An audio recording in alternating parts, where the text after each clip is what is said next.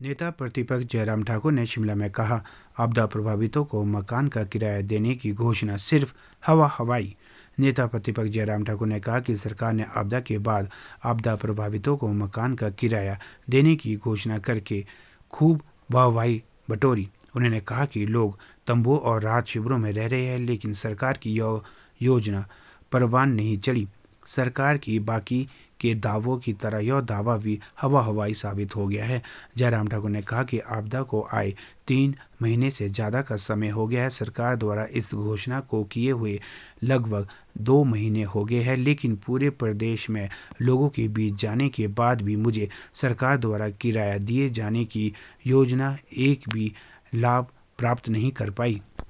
जयराम ठाकुर ने कहा कि आपदा के पहले प्रदेश में ऐसा नहीं था कि किसी के पास छत नहीं थी, सबके पास छोटा या बड़ा मकान जरूर था। आपदा की वजह से प्रदेश में हजारों घर पूरी तरह से और हजारों घर आंशिक रूप से क्षतिग्रस्त हो गए थे, जो रहने लायक नहीं थे। इस आपदा की वजह से प्रदेश में हजारों लोग बेघर हो गए। ऐसे में सरकार द्वारा बेघर लोगों को मकान का किराया देने वाली योजना काफ़ी राहत दे सकती थी, लेकिन कांग्रेस सरकार के सारे वादे सिर्फ कागजी निकले, जिससे सरकार के वाहवाही लूट ली, लेकिन आपदा प्रभावितों को कोई लाभ नहीं हुआ। सरकार आपदा प्रभावितों को राहत देने की बजाय सिर्फ कोरी बयानबाजी का काम कर रही है। नेता प्रतिपक्ष ने कहा कि सरकार ने आपदा प्रभावितों को राहत देने का वादा करते हुए घोषणा की थी कि आपदा की वजह से अपना घर गंवाने वाले प्रभावितों को ग्रामीण और शहरी क्षेत्रों में किराए पर मकान लेने पर किराया दिया जाएगा।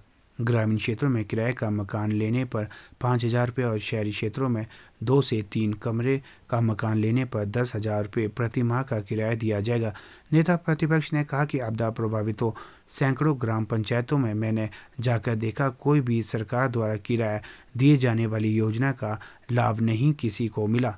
उन्होंने कहा कि सर्दी का मौसम आ रहा है, ऐसे में अस्थायी ठिकानों में रहना बहुत मुश्किल कार्य है, लेकिन सरकार द्वारा प्रदेश के लोगों से कोई घोषणा का कोई भी लाभ लोगों को नहीं मिल रहा।